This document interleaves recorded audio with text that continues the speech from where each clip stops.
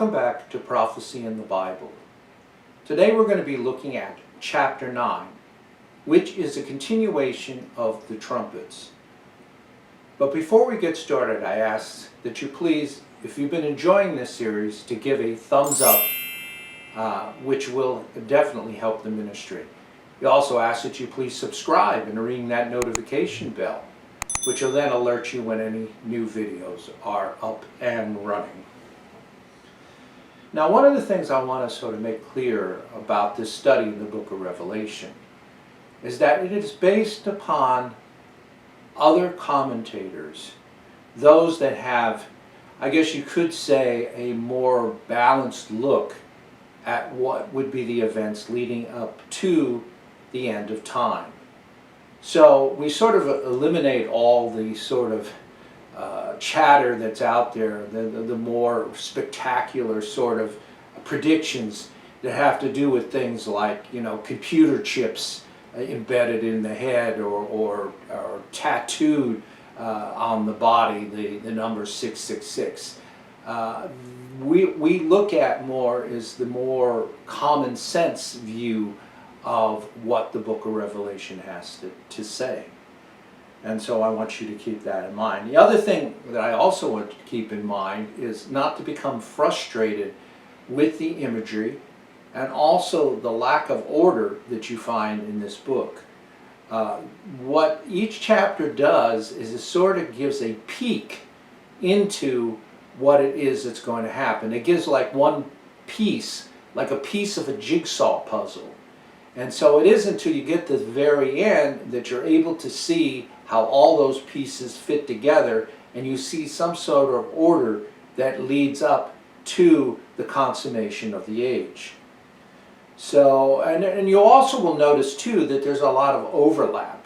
So we will be, well, for example, you'll be looking at the seals, which are not in any particular order except that they are in order of importance. So I guess I should rephrase that and say that, yeah, they are in a particular order, but not in a chronological order, but in the order of importance.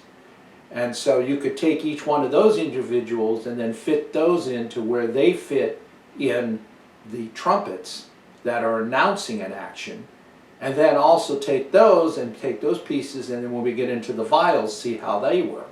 Like, for example, the vials that are being poured out, when we have the introduction of the two witnesses, you will see how it is that they are the ones that actually bring about that action of the pouring out of the various plagues that come upon the earth.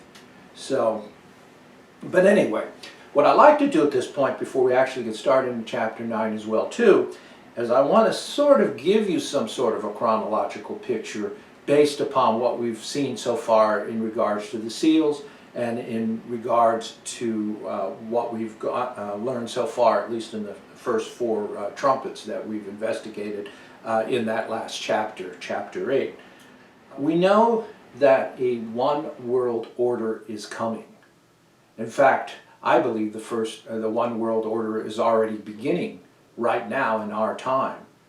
And this one world system is based upon the fact that there will be leaders, just specifically maybe 10 leaders that will be out there that will be guiding the world in its political and religious direction. And this order will start to formulate and become stronger as time moves on.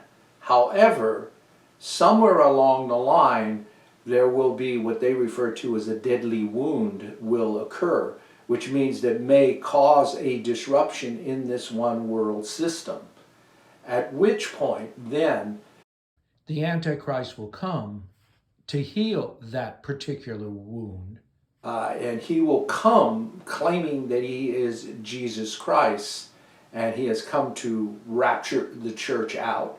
But in the meantime, do his dirty work by getting a lot of people out there convinced that he is the true Christ and ask that they worship him. So he is going to now sort of step into this image of the Messiah, but he will not be the Christian Messiah. He will be a false Messiah. And so this is basically what we have learned so far in our studies.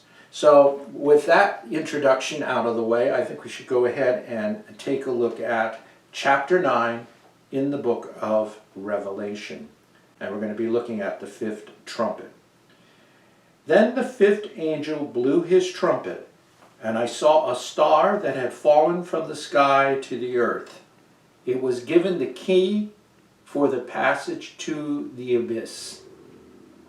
Now this star that's falling, that's being mentioned here, that is falling from heaven, is Satan. And as you recall, Michael is holding him up and they're waiting for this proper time in Earth's history in order to release him onto this earth. And you can read a little bit about him as well as about this pit that's being spoken of in Isaiah 14 verses really 9 through 15. So Isaiah 14, 9 through 15, we'll talk about this. So what God is doing basically is he's given Satan the office of an executor of God's divine wrath.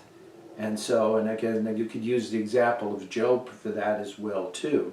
So that's why God allows Satan to have this particular key. And of course the bottomless pit itself is not an actual pit, but what it is, it's a point of degradation. It is a condition. It's a place where every evil spirit comes from.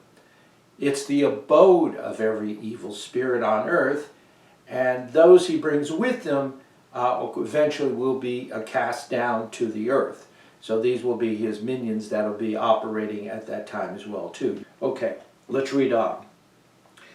It opened the passage to the abyss, and smoke came out of the passage like smoke from a huge furnace. The sun and the air were darkened by the smoke from the passage. So this darkening smoke really is setting up the earth for something that's going to be very supernatural. And these happenings are presenting themselves in order for the people to accept the instead of Christ, the Antichrist. So this sort of goes back to, I guess, the last chapter where we talked a little bit about the fact that when Jesus Christ was up on the cross and how the sky had been darkened and how, well, some call it an eclipse actually at that point, and there was a great earthquake. So there were a lot of supernatural as well as natural occurrences during that time that marked the appearance of something special. And so in this particular case, this is sort of, again, preparing the people for this appearance of the Antichrist. Verse 3, locusts came out of the smoke onto the land, and they were given the same power as scorpions to the earth. Now these locusts look back to the Old Testament. It's the story of Moses and how it is that Egypt was struck with a number of plagues. And indeed, we will see some of those plagues repeated in the future sense when the two witnesses are here. However, in this particular case, and we could even refer to the book of Joel, chapter 3, verses 1 through 5, these locusts are not actual insects. These locusts are really descriptions of men. And these men are those that come with Satan. So these were some of those that had been cast down to earth, as well as some of his human elements as well too, that they will be working together to try to spread the deception across the earth and have them prepared to, again, worship the Antichrist. And I'll explain a little bit further as we read on how that works. Verse 4. They were told not to harm the grass of the earth or any plant or any tree, but only those people who did not have the seal of God on their forehead. So now you obviously can see that they are not insects, because if they were the true locusts, they would destroy any plant or any tree. But these are men that are, again, trying to deceive by trying to implant a falsehood into their minds. Verse 5, They were not allowed to kill them, but only to torment them for 5 months. The torment that they inflicted was like that of a scorpion, which it stings a person. Now that's very telling, because how is it that a scorpion affects a person? Well, one of the things is a scorpion, and again, this gets a little gross, but I think it's very important if you're going to understand the analogy. A scorpion has no stomach. And so the only way that it can ingest its victim is by dissolving their backbone with acid from their mouth. So basically they inject an acid from their bodies into the body of their victim, and it dissolves their backbone, basically turns it to mush. And then they ingest the victim into their stomach. So it's the same way with lies, basically, that they will give enough lies that you could almost say that victims would be turned into mush, and they would then be more readily available to believe a lie. And so the great apostasy that will be coming, this false religion, this is what it is that they will be injecting into them at this particular time. And you know, the time of the locusts, interestingly enough, is a 5-month period. And normally it starts in May, around the time of Passover, and ends at the Feast of Tabernacles.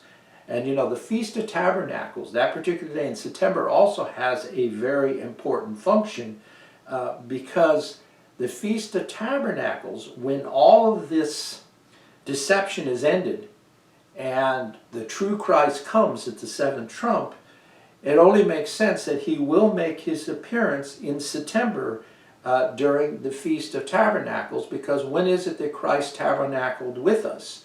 When is it that he came to be of this earth? Was in September. And so, and I know this may go against some of your thinking, especially since we have always celebrated December 25th as being the birth date of Christ. In reality, it was the not the birth date of Christ, but actually it was the time that he did come to tabernacle with man. It means when his Holy Spirit first entered into the womb of Mary.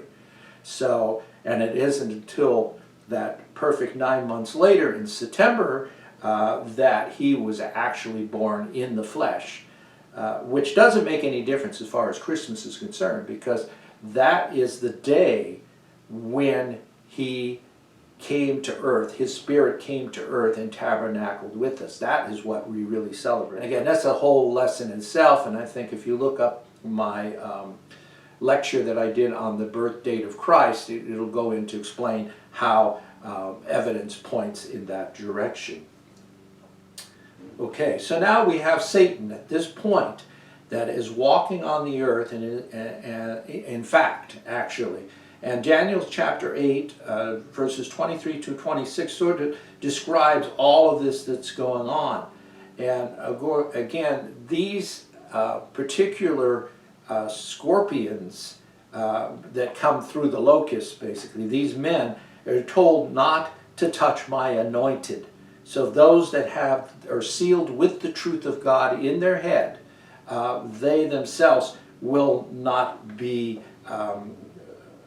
affected basically by their lies.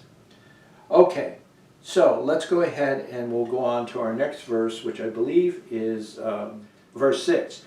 During that time, these people will seek death, but will not find it, and they will long to die, but death will escape them. Yeah, they will actually ask that the mountains fall on them, because when they realize the truth, that they have been worshiping the Antichrist, that they have been set up to do so and have accepted him, they will be afraid of the true judgment of God, and they will be so ashamed that they will wish that mountains will fall on them as well.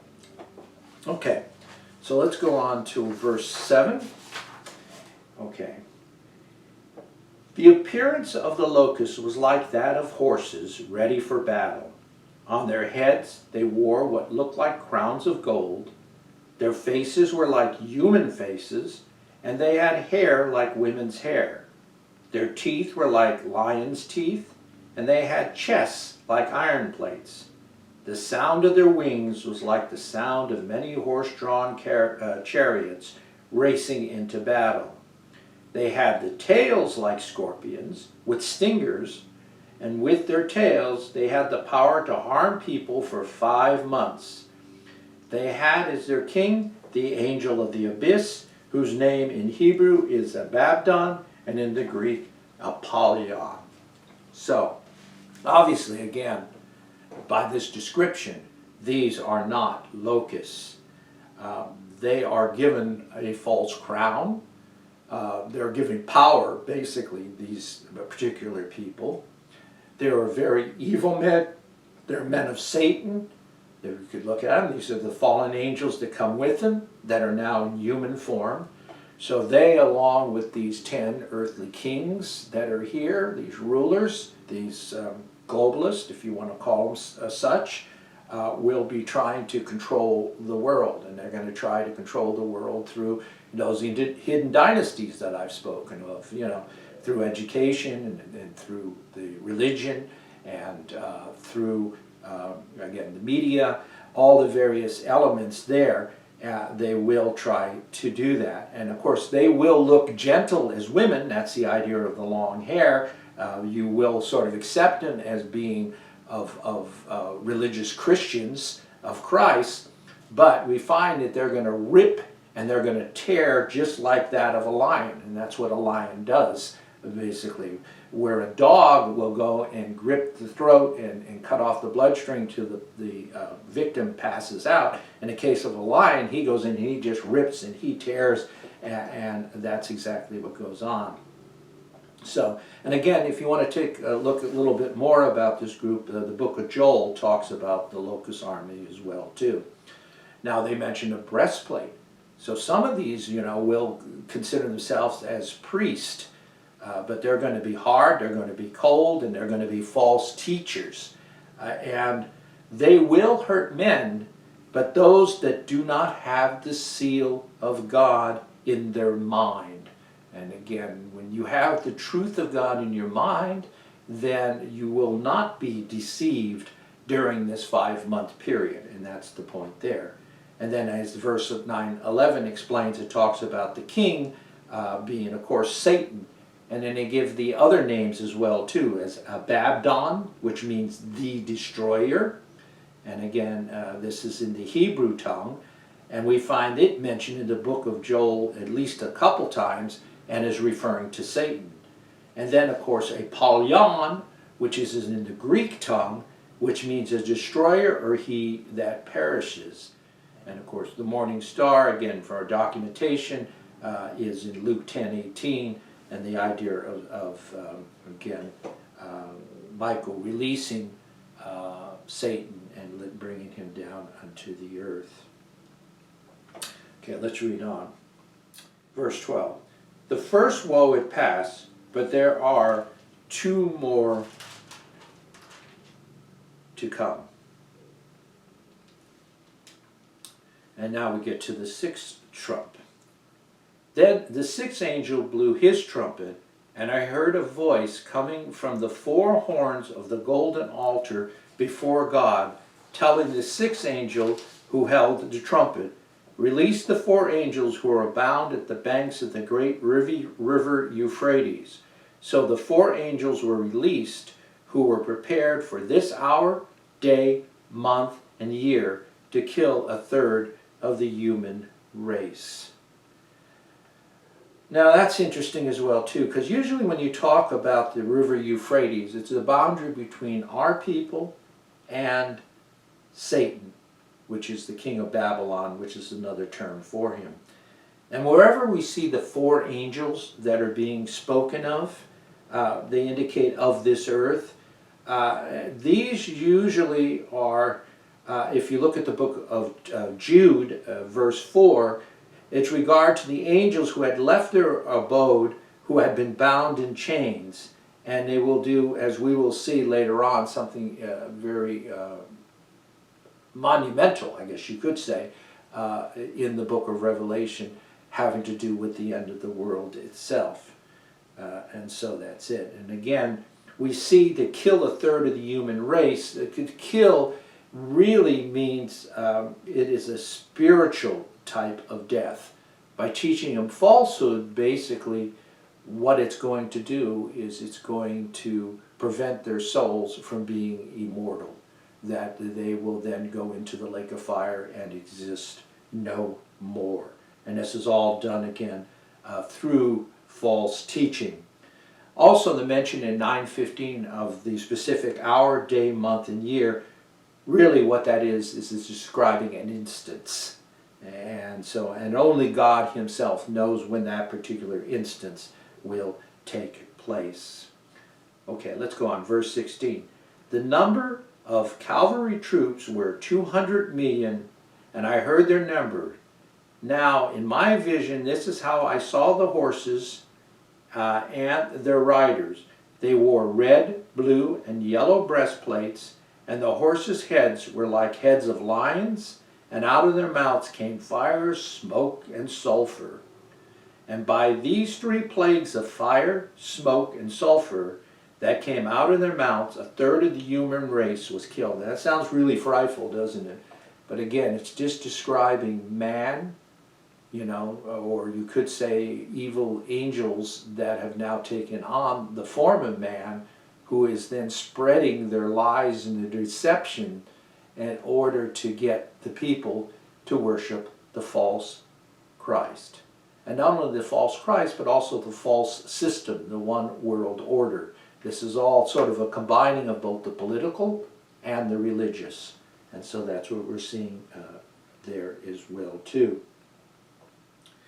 So, and again, you know, the dynasties, the religion, political power, the economy, all of these things combined together, these three things are necessary, or they're trying to use to buy souls. And so, and out of their mouths again comes from this deception, and it's not a physical slaying, but a spiritual one as well too, because a third will believe upon the false Messiah. And again, you can see 1/3 of the people, it just shows the power of their deception. And that's no surprise, because you can see even today how it is that people are more apt to believe a lie than they are the truth. And again, with the pressure and the constant brainwashing that comes through social media and through the mainstream media and other things, they can put whatever narrative they want out there, and if they say it enough times, people will then begin to believe it, and such will happen in the end as well too. Verse 19, for the power of the horses is in their mouths and in their tails. Now, again, there's a description. We talked about the scorpions and their tails and how it is that they can turn the backbones to mush, and we also the mouth, what comes out of the mouth but the word. Okay, and for their tails are like snakes, with heads they inflict harm. Verse 20, the rest of the human race who were not killed by these plagues did not repent of the work of their hands to give up the worship of demons and idols made from gold, silver, bronze, stone, and wood, which cannot see or hear or walk. Nor did they repent of their murders, their magic potions, their unchastity, and their robberies. So, again, 1/3, and this is very unfortunate, but 1/3 will believe upon this false Messiah, which then shows just the power of that deception that will occur then. Now, I just want to give just a little extra thought here as well too, is whenever there's a prophecy that are regards to God's people, they are given in days. So they refer to the solar time. But all prophecies that are given to those who are going to be deceived are given in months, which means the lunar. So what we have here is we have a designation of two types of groups. We have the children of light, and we have also the children of the darkness. So that pretty much concludes chapter 9 of the book of Revelation. Again, don't be discouraged. But just look at each one as an individual puzzle piece, and just wait for the time that we take each one of those puzzle pieces and put them into place in order to give a clear outline of what it will be like as we lead towards the end of time. And again, this book not only talks about what precedes it, but also during that particular time, and also what will come afterwards. So this will be the whole picture that will be painted. So again, I know a lot of us were used to, reading a story, a narrative, in a linear fashion. It goes from point A to point B to point C all the way to conclusion. In this case, we have to take all those various bits and pieces and then take them and put them together to form one whole picture that tells us the story of the end times. And when we get done with this book, of course, I will put it all together. So just be patient in that regard, and we will get there. So again, I hope you have a wonderful week. I thank you for joining me today, and I hope to see you very, very soon. Thank you.